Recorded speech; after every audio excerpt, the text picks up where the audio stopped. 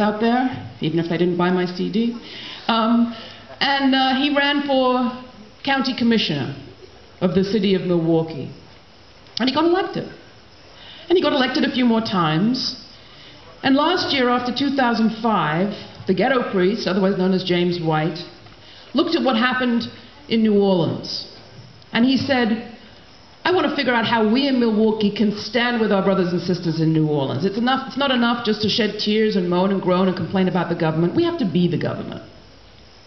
So in Milwaukee, he put up a proposal to refuse to do business with the county of Milwaukee should refuse to do business with any of the 21 corporations that had been cited by the GAO as having been involved in fraud or failure to perform or in any other way cheated the government in relation to New Orleans contracts.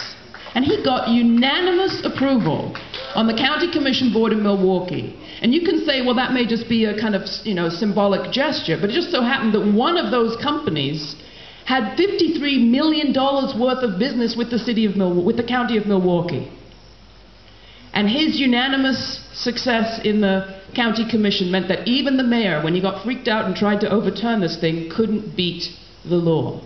So one company that cheated the people of New Orleans now has lost $53 million of business in Milwaukee.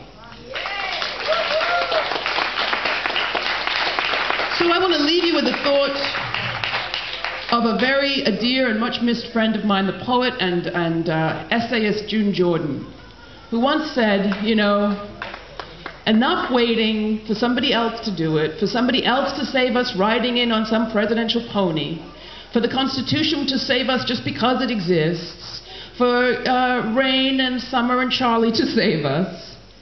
We are the ones we have been waiting for. So go to it. Thanks.